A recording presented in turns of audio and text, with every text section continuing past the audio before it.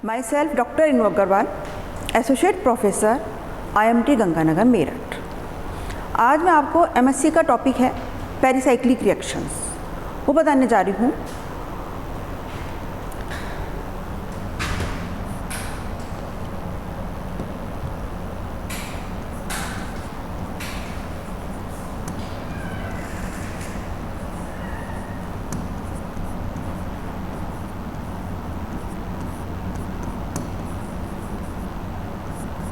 Pericyclic reaction, सबसे पहले तो ये बताना चाहती हूँ कि पेरिसाइक्लिक होती क्या है। साइक्लिक के मीनिंग से आपको समझ में आ रहा होगा, एक साइकिल है, साइकिल बनेगी। पेरी का मतलब है कंसंट्रेट। कंसंट्रेट का मीनिंग है कि bond breaking and bond breaking simultaneously, यानी कि बॉन्ड टूटना और जुड़ना एक साथ होता है। There is no intermediate. Pericyclic reaction में किसी भी इंटरमीडिएट की ज़रूरत नहीं होती। As you know very well कि there are 6 type of intermediates: carbocation, carbanion, free radicals, carbene, nitrene and benzyne. तो there is no intermediate is required in this pericyclic reaction. Concerted word use होता है कि these are reaction pericyclic reaction. Number 1 is a cyclic reaction, जो मैं आपको छोटा छोटा सा पॉइंट लिखती रहती हूँ। साइक्लिक रिएक्शन है। Number 2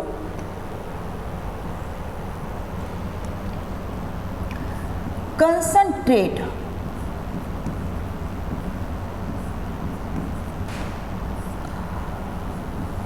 bond making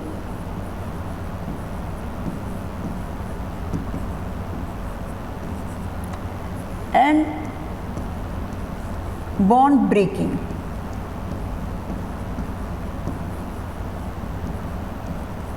simultaneously।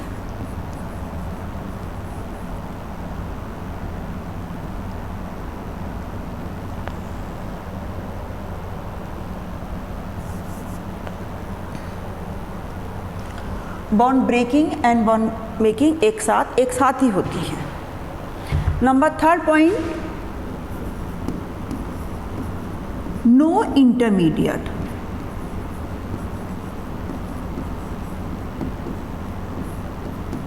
अब इंटरमीडिएट नहीं है तो क्या बनेगा? Cyclic transition state.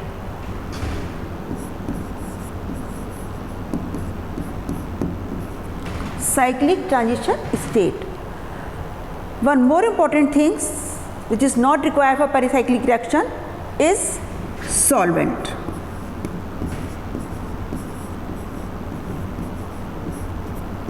not required।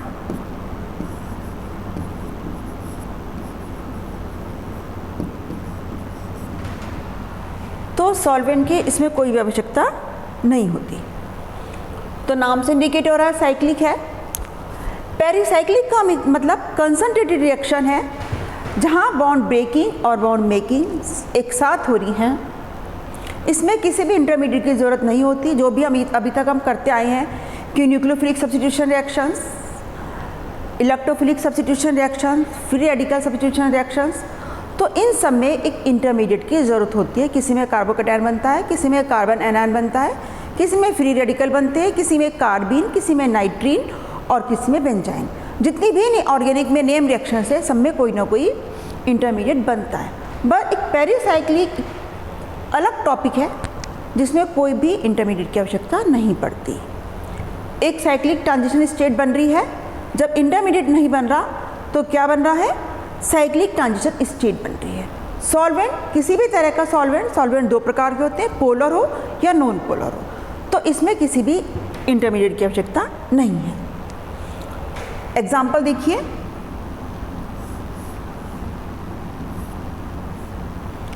ये हमारा है 1 2 3 4 1,3 डाई ब्यूटाडाइन, और ये है इथाइलिन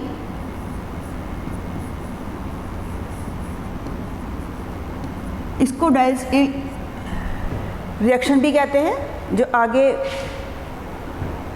डिटेल में आएगी। अब देखो कैसे बॉन्ड ब्रेकिंग और बॉन्ड मेकिंग साइमल्टेनियसली होती है। हम क्लॉकवाइज घुमाते हैं। इस बॉन्ड को हमने 5 और 6 नाम दे दिया। ये जो डबल बॉन्ड था 6 आ गया, तो ये जो डबल बॉन्ड था ये 1 और 6 के बीच में आएगा। जब 1 और 2 पे डबल बॉन्ड था वो यहाँ शिफ्ट हुआ। मैं पेन का कलर चेंज करती हूँ। ये जो हमारा ये बॉन्ड था ये इधर आया, ये वाला बॉन्ड इधर आएगा और ये बॉन्ड इधर आएगा। पेरिसाइक्लिक रिएक्शन में बॉन्ड का ही गेम है। अगर आपको बॉन्ड को कन्वर्जन करना आ गया एरो से, तो आपको कभी भी चीज़ रटनी ही नहीं पड़ेगी। और नेट के पॉइंट ऑफ व्यू से ये चैप्टर मोस्ट इम्पॉर्टेंट है। यहाँ से क्वेश्चन आने हैं, इसलिए आपको एक एक चीज़ें बहुत बारीकी से समझाने जा रही हूँ।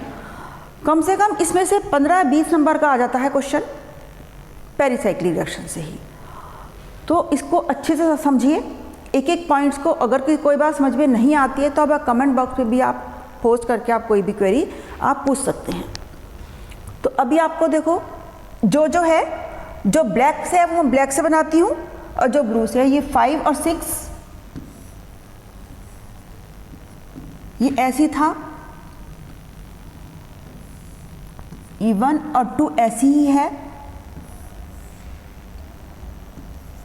3, 4। अब ये डबल बॉन्ड हमारा यहाँ पे शिफ्ट हुआ, तो ये जो नए बॉन्ड बने 1 और 6 पर बने, 4 और 5 के बीच में, तो ये साइक्लिक रिएक्शन हो गई। मैंने इसमें आपको बीच में, क्योंकि मैंने एग्जाम्पल बताया है, तो मैंने साइक्लिक ट्रांजिशन स्टेट नहीं बनाई। वो भी मैं बीच में आपको बना के दिखाती हूँ कि साइक्लिक ट्रांजिशन स्टेट जो बनेगी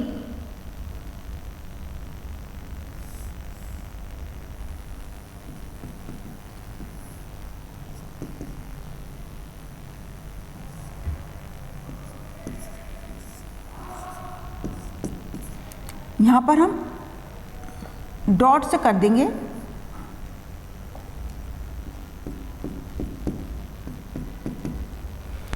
तो ये हो गई पेरिसाइक्लिक इंट्रोडक्शन कि what is pericyclic reaction. I think आपको अच्छे से समझ में आ गई होगी कि पेरिसाइक्लिक रिएक्शन होती क्या है। अब कभी कभी तो जो इसमें से 2 नंबर का क्वेश्चन केवल ये आ सकता है कि कंसंट्रेटेड रिएक्शंस क्या है। एक नया वर्ड है पेरिसाइक्लिक रिएक्शन के लिए, तो वो है कि बॉन्ड मेकिंग और बॉन्ड ब्रेकिंग साइमल्टेनियसली। बाकी इसमें कोई भी नया पॉइंट नहीं है। एक कंसंट्रेटेड एक नया वर्ड आया जो जिसका मीनिंग मैंने आपको बता दिया। दूसरा एक नया मीनिंग, और नया तो नहीं कहूँगी, स्टीरियो केमिस्ट्री में आपने पढ़ा होगा स्टीरियो स्पेसिफिक।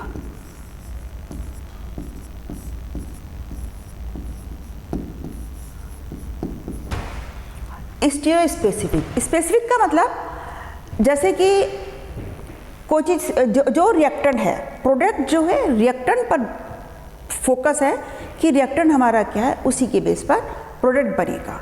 यदि हमारा रिएक्टेंट सिस है तो सिस बनेगा, प्रोडक्ट ट्रांस है तो ट्रांस बनेगा। यानी कि जो हमारी रिएक्टिविटी है वो हमारा जो स्पेसिफिक है, सिस है तो ट्रांस नहीं बनेगा, या फिर बनेगा तो वो अलग कंडीशन है। स्पेसिफिक है कि क्या होगा और क्या नहीं होगा, एक स्पेसिफिक चीज़ है जो कि स्टीरियो स्पेसिफिक वर्ड स्पेसिफिक। अभी आगे और एग्जांपल से आपको क्लियर होगी। अब इसमें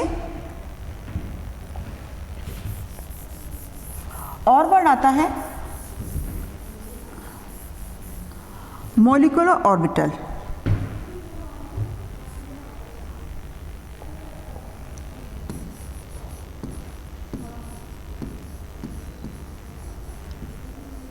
मॉलिक्यूलर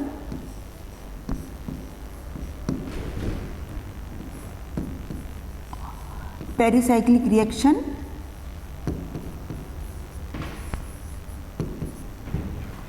अब मॉलिक्यूलर ऑर्बिटल थ्योरी आप सब जानते हो, आपने इनऑर्गेनिक में पढ़ी हुई है। यहाँ पर हम उसको कैसे यूज़ करेंगे वो देखने वाली बात है कि जैसे कि मैं एग्जांपल लेती हूँ इथाइलिन,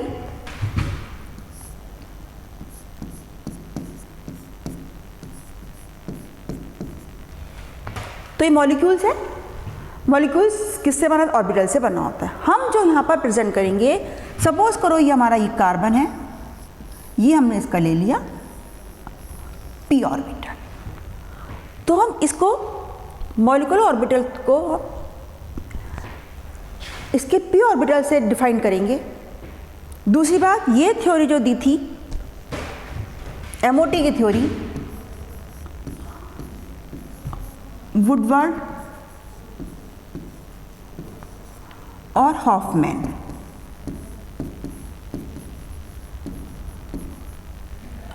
पेरिसाइक्लिक की एमओटी थ्योरी वुडवर्ड और हॉफमैन ने दी थी। सपोज करो हम ले रहे हैं ब्यूटाडाइन, 1,3 ब्यूटाडाइन,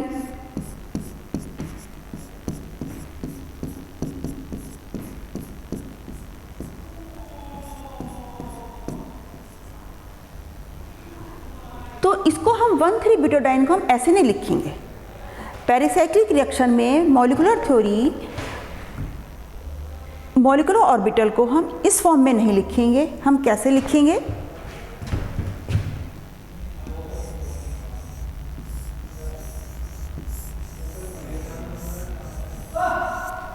इस तरह से हमें 4 कार्बन, ये 1 कार्बन, ये 2, ये 3 और ये 4, तो इस तरह जितने भी कार्बन होंगे इनको हम पी ऑर्बिटल के कंसर्न में लिखेंगे। दूसरी बात एक और आती है, इस पी ऑर्बिटल में बॉन्डिंग भी होती है, एंटी बॉन्डिंग भी होती है और सिमेट्री होती है। इसमें जब हम कोई भी सॉल्वेंट यूज़ नहीं कर रहे हैं तो हम इसको कैसे एक्साइट करेंगे? Bye thermally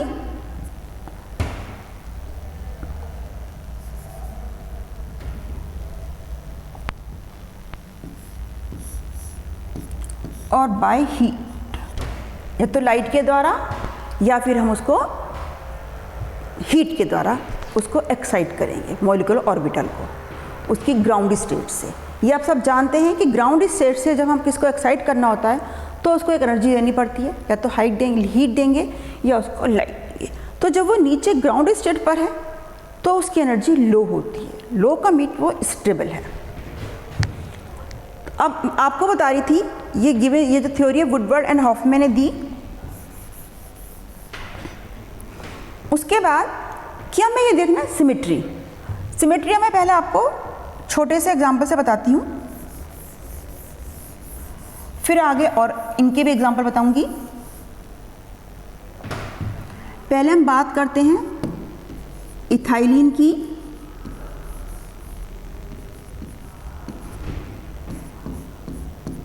CH2 double bond CH2, 2 carbon है, आपको दिख रहे हैं 2 कार्बन। अब ये जो 2 कार्बन के लोब हैं, हम जानते हैं कि एक प्लस होता है एक माइनस होता है, पी ऑर्बिटल एक प्लस एक माइनस। अभी हम केवल यहाँ पी की बात कर रहे हैं, तो इसको हम ऐसे भी बना सकते हैं, एक प्लस एक माइनस, या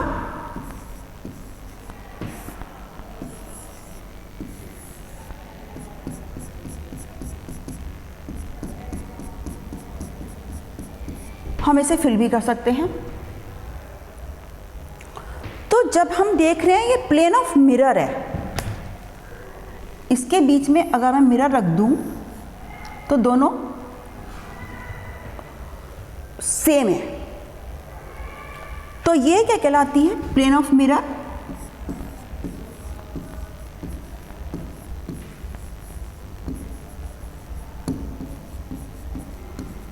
एम सिमेट्री।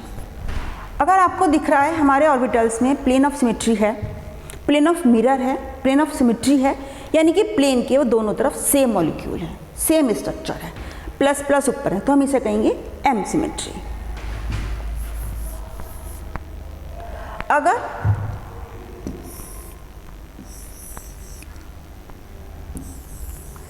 एक प्लस लो ऊपर, एक नीचे, तो हम ये क्रॉस बनाते हैं। तो ये हो गई सेंटर ऑफ सिमेट्री। सेंटर में दोनों सेम है, तो ये इसे हम कहलाएंगे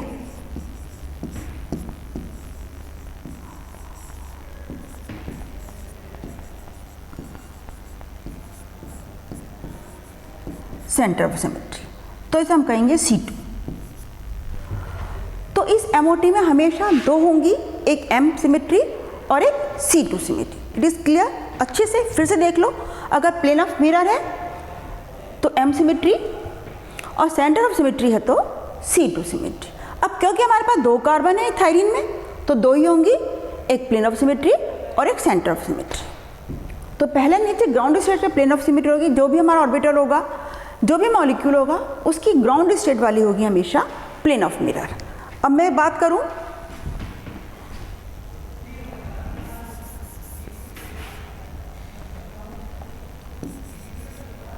यहां हमारे दो मॉलिक्यूल, दो इलेक्ट्रॉन, मॉलिक्यूल नहीं, दो इलेक्ट्रॉन, हम जानते हैं इसमें दो इलेक्ट्रॉन होते हैं। तो इसको मैं ऊपर ही छोटा सा बना देती हूँ।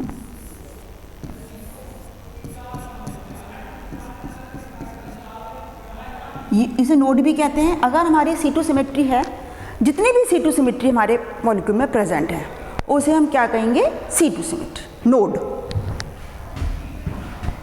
तो ये हमारा एनर्जी लेवल भी है, इसमें कोई भी इलेक्ट्रॉन नहीं है, तो ये हमारा कहलाएगा।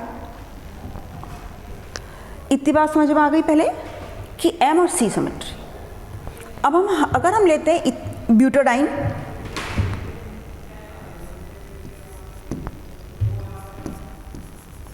One three die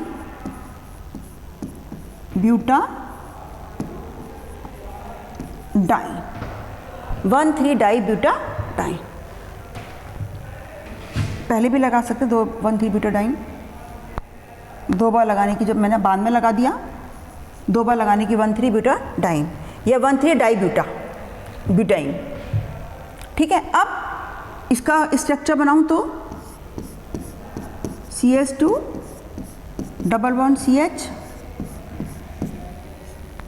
CH double bond.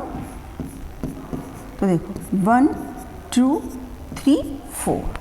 हम जब कोई भी मॉलिक्यूलर ऑर्बिटल बनाते हैं तो उसमें हम डबल बॉन्ड नहीं लगाते। अब मैं उधर का मिटा देती हूँ।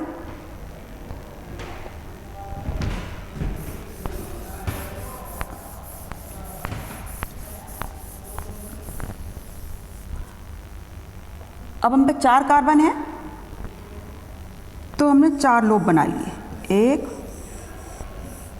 2 3 4। अब पहले में हम M सिमेट्री बनाएंगे।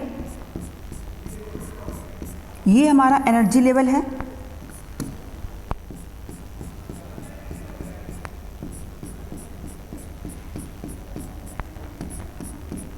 ये आप खूब अच्छे से नीट एंड क्लीन भरना।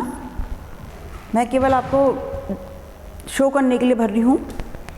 अब दूसरी, आप हमेशा, हमें 4 हैं, 2 थे तो 2 बने थे, 4 हैं तो 4 बनेंगे, और 6 कार्बन है तो 6 बनेंगे। तो हम पहले बना लेते हैं 4 लोग।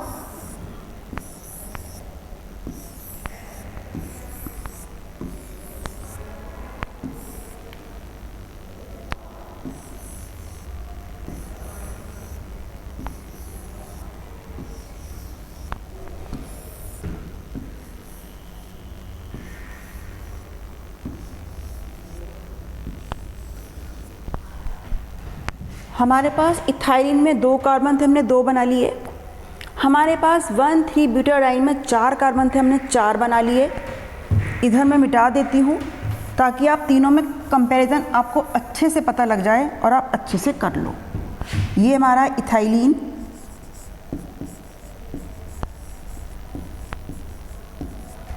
ये 1,3 ब्यूटाडाइन, 1,3 ब्यूटा डाइन, और तीसरा मैं बना रही हूँ 1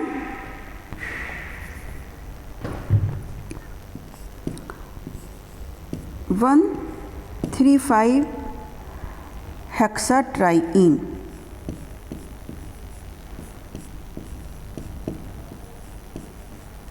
यानी कि हेक्सा का मतलब 6 कार्बन है, ट्राई का मतलब 3, इन का मतलब 3 डबल बॉन्ड है 135 पर।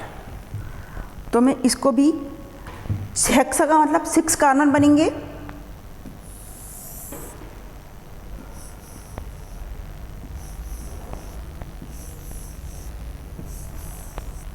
ये अभी बहुत बेसिक चीज़ है। अगर आप इसको अच्छे से समझ गए तो जब हम आगे एक रिएक्शन करेंगे तो इसे हम कैसे रोटेट करेंगे, कैसे एंटी पैरेलल बनेगा, कैसे पैरेलल बनेगा, अपना आप आपको रोटेट करना आ जाएगा। क्योंकि जब नेट में क्वेश्चन आते हैं तो वो एकदम से इजी नहीं आते हैं कि आपको क्वेश्चन दे दिया, आपको आंसर दे दिया। वो प्रॉब्लम देते हैं, उसको आपको सोल्यूशन करना होता है। तो वो तभी कर पाएंगे जब आपके कॉन्सेप्ट क्लियर होंगे। तो 6 है, 6 कार्बन है तो 6 ही ऊपर की तरफ जाएगा। ये एमओटी चल रही है आपकी।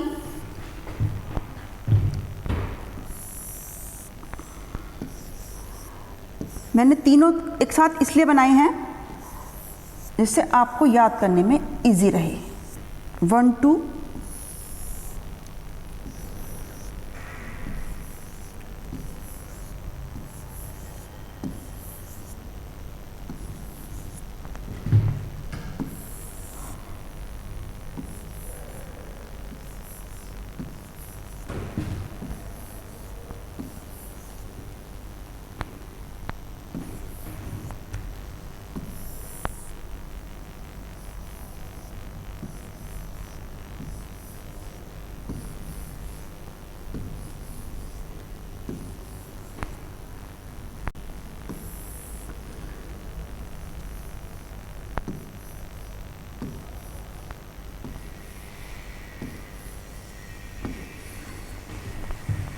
क्लियर।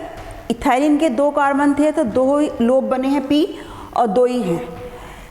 1,3 ब्यूटाडाइन के 4 कार्बन थे तो 4 P ऑर्बिटल और 4 ही बार बनेंगे। 6 हैं तो 6। अब सबकी पहली वाली जो है वो M रहेगी, इसकी भी M है। इसे हम बोलेंगे Psi1, Psi2, Psi1। साई का मतलब फंक्शन, क्वांटम में पढ़ते होंगे आप। फंक्शन इसका 4 है, इसके फंक्शन कितने हुए? 6।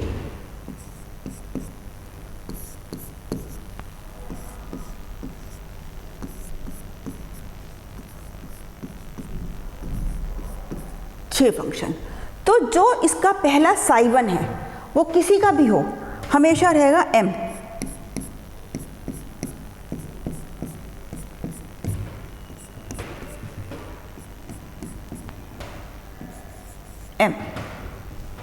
अब जो दूसरा रहेगा वो रहेगा C2। C2 कहाँ रहेगा? सेंटर वाला। याद करने का तरीका, C2 सेंटर वाला रहेगा तो इसमें हमने ये C2 बना दिया, ये M ही रहेगा। तो ये हमारी C2 नोड 1, इसको हम नोट से भी कर देते हैं। जो किताबें होती हैं उसमें क्रॉस लगा हुआ नहीं है, केवल डॉट बना हुआ है। डॉट का मतलब सेंटर ऑफ सिमेट्री है। अब इसमें भी देख लेते हैं। ये डॉट लगाया था मैंने, ये रहा सेंटर ऑफ सिमेट्री C2, ये C2 और ये M। अब इसमें भी ये सेंटर वाला बनेगा नोड,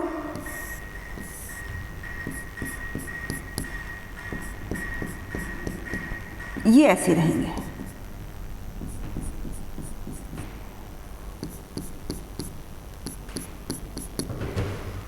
अब तीसरा वाला फिर M सिमेट्री और C2, यहाँ C2 M C2 M C2। जो हम देखेंगे वो बीच वाला देखेंगे। अब हमें M जो लेना बीच वाला देखना है, तो बीच वाले को हमने M बना दिया। बचे 2, एक नोड यहाँ बन गया, एक नोड यहाँ बन गया, यानी कि ये C2 बन गई हमारी। तो ये तो बन गई C2। हम बीच वाले को लेकर चलेंगे। यहाँ बीच में C2 थी, एक नोड था, यहाँ M सिमेट्री बनी, 2 नोड बन गए। Is it clear?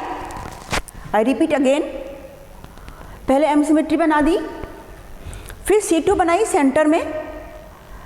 C2 में अपोजिट लोब है, यहाँ प्लेन ऑफ मिरर ही रहेगा नीचे वालों में। अब M सिमेट्री बीच वाले में है, दोनों में सेंटर ऑफ सिमेट्री है, तो 2 नोड हो गए। अब थर्ड में हम क्या करेंगे? थर्ड में सारे में C2 सिमेट्री हो जाएगी। पहले हमने क्रॉस इसलिए बना लिए जिससे आपको लॉब बनाने में आसानी रहे। ये C2 आ गई, फिर ये C2 हो गई, और फिर ये C2 हो गई। तो इसमें हो गए 3 नोड, इसमें 2, इसमें 0। तो नोड का भी ऐसे ही रहेगा, डिक्रीजिंग ऑर्डर, इंक्रीजिंग ऑर्डर, 0 1 2 3, 0 1 2 3। अब यहाँ तो हमारा 0 ही था, 0 1, पहले में नोड थी 0, इसमें था 1। ये आपकी चल रही है MOT ऑफ पॉलीसाइक्लिक रिएक्शंस, जो वुडवर्ड ने और हॉफमैन ने दी थी। जितने कार्बन उतने p ऑर्बिटल्स बनाएंगे, उतने ही एनर्जी, उतने ही फंक्शन बनेंगे हमारे। एक कार्बन 2 थे तो 2, कार्बन 4 थे तो 4, कार्बन हमारे 6 थे हेक्सा, तो 6 p लोब हैं और 6 आगे। अब तीसरे पे M सिमेट्री, तो M सिमेट्री में हमने यहाँ बीच वाली M सिमेट्री बना दी, ये बन गई C2 सिमेट्री।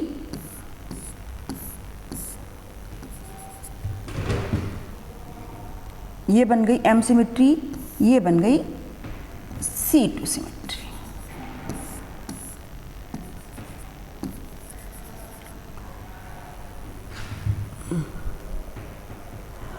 तो यहां पर एक नोड, यहां पे 4 है, फिर आगे बढ़ते चले जाएंगे। इसको आप आगे करना, फिर मुझे बताना हुआ या नहीं हुआ MOT। अब इसी में आगे बताती हूं मैं FMO।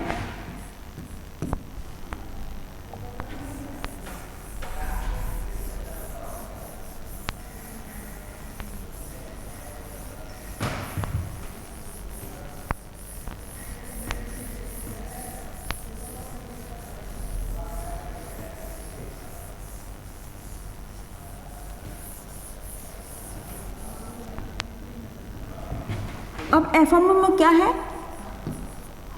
फोरिएंटर molecular orbital. फोरिएंटर molecular orbital मतलब फोरिएंटर ने दी थी। इसका मतलब क्या हुआ? अभी तक तो हमने केवल वो बनाए थे, अभी हमने एक्साइट नहीं किया था। ये बता रहा है होमो LUMO.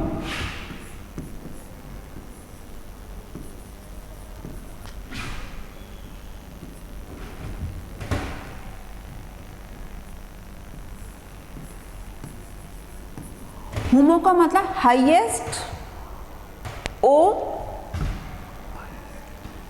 Highest occupied molecular orbital, और लूमो का मतलब लोएस्ट अनऑक्यूपाइड मॉलिक्यूलर। जैसे कि इसकी बात करूं, ये हाईएस्ट है,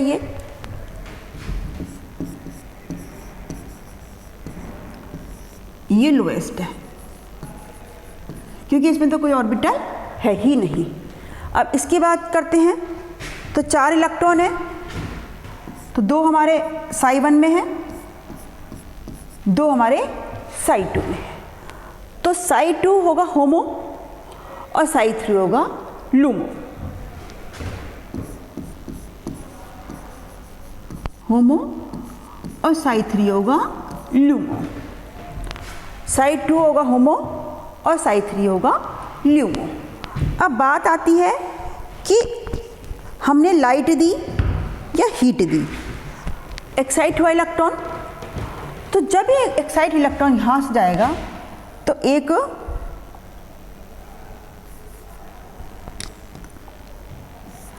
इलेक्ट्रॉन यहाँ था, तो एक इलेक्ट्रॉन यहाँ चला जाएगा। तब होमो ये था, अब होमो बन गया ये psi2। होमो क्या बन गया? psi2। इसका मतलब क्या हुआ कि फोरेंटर में हम एक्साइट कर रहे हैं बाय लाइट या बाय हीट, तो वो हमें होमोलूमो बता रहा है। तो I repeat again, pericyclic reaction में कि सबसे पहले पेरिसाइक्लिक रिएक्शन है क्या। एक हमने नया वर्ड सीखा, कंसंट्रेट। कंसंट्रेट का मतलब bond of pi bonding, breaking of pi bonding and sigma bond making हो रहा है, टूट रहा है, पाई बॉन्ड है, बन रहा सिग्मा है। तो ये एक साथ साइमल्टेनियसली होते हैं। इसमें किसी भी इंटरमीडिएट की ज़रूरत नहीं पड़ती है। जैसे कि मैंने आपको बताया कि 6 प्रकार के हमारे इंटरमीडिएट्स हैं, carbocation, carbanion, free radicals, nitrene, carbene and benzyne. There is no free radical, there is no intermediate is required in this pericyclic reactions. After that, there is no solvent solution is necessary for these reactions. Heat, they excited by heat and light. इनको हम heat या light से excited, वो भी condition है कि कुछ condition heat में होती है, कुछ कंडीशन लाइट में होती है, जो कि 1 by 1 मैं आपको एक्सप्लेन करूँगी। फिर आती है एमओ थ्योरी, जो कि वुडवर्ड एंड फ्रंटन ने दी थी। इन्होंने ये बताया कि जितने हमारे कार्बन हैं, पी लोग को ले रहे हैं, उतने ही उनके फंक्शन हैं। जितने कार्बन हैं उतने ही फंक्शन हैं। ब्यूटेनाइन में 4 कार्बन है तो 4 फंक्शन, साई1, साई2, साई3। फिर 135 हेक्साट्राइन में 6 कार्बन तो 6 ही फंक्शन, साई1 से लेके साई6। दूसरा इन्होंने ये बताया कि एक तो प्लेन ऑफ मिरर होता है, एम सिमिट्री, और एक सेंटर ऑफ सिमिट्री होती है। तो जितने इलेक्ट्रॉन हैं उतने हम फिल करेंगे, उसके बाद हम देखते हैं कि क्या होता है। फिर जो फॉरेंटल मॉलिक्यूलर ऑर्बिटल ने क्या बताया, ह्यूमो लूमो। इन्होंने ह्यूमो लूमो की थ्योरी दी। ह्यूमो का मतलब highest occupied molecular orbital theory, LUMO का मतलब लोएस्ट अनऑक्यूपाइड, जहाँ पे कोई इलेक्ट्रॉन नहीं है। तो दूसरी बात, जब आगे के हम रिएक्शंस में देखेंगे तो हम ये देखेंगे कि जो ह्यूमो है वो केवल ह्यूमो से ही कनेक्ट करेगा, लूमो केवल लूमो से ही, तभी रिएक्शन अलाउड होगी। होमो होमो लूमो लूमो, होमो लूमो अगर हमारा ऑर्बिटल है तो वो रिएक्शन अलाउड नहीं होगी। तो ये बात रिएक्शन सिलेक्शन रूल है कि कौन सी रिएक्शन अलाउड है, कौन सी नहीं है। तो जो होमो होमो है वो अलाउड है, लूमो लूमो अलाउड नहीं है। जैसे आपको छोटा सा एग्जांपल अभी इसी का करके बता देती हूँ मैं, ताकि आपको ये और एक्सप्लेन हो जाएगा होमो का। ये हमने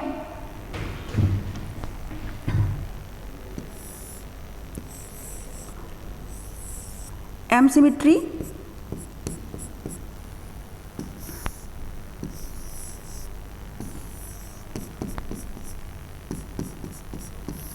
C2 सिमिट्री, यहाँ पे हमारे 2 इलेक्ट्रॉन थे,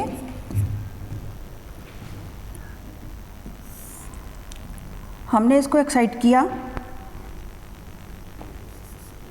अभी मैं आपको कंडीशन ये बता रही हूँ कि हमने हाइट के द्वारा करा या हीट के द्वारा करा। अभी केवल आपको इतना ज़्यादा एक्साइट किया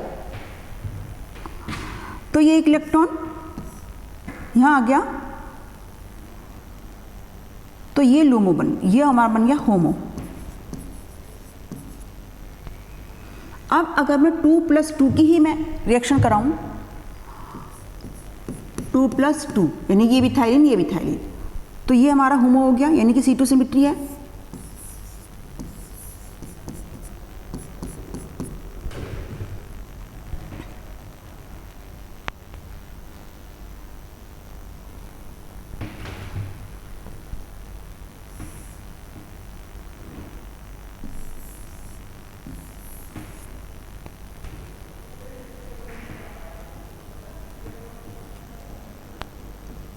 ये C2 सिमिट्री, ये हमारा होमो बन गया।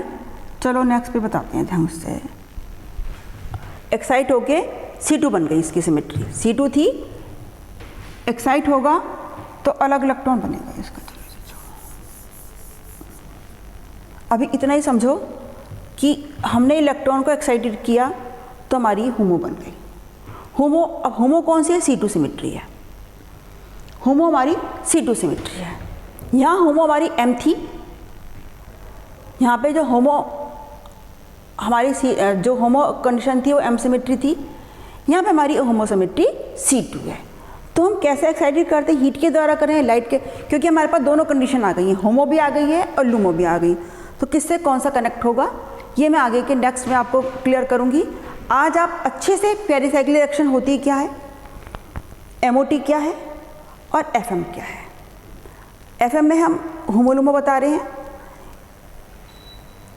MO में हम बता रहे हैं कि कितने लोब हैं, कितने फंक्शन हैं और पेरिसाइक्लिक है क्या। तो इन 3 टॉपिकों को अच्छे से क्लियर करना, उसके बाद मैं आपको फिर नेक्स्ट वीडियो में आपको और आगे का लेक्चर आगे एक्सप्लेन करूँगी। कैसा लगा वीडियो कमेंट करके बताइएगा। बहुत बहुत धन्यवाद।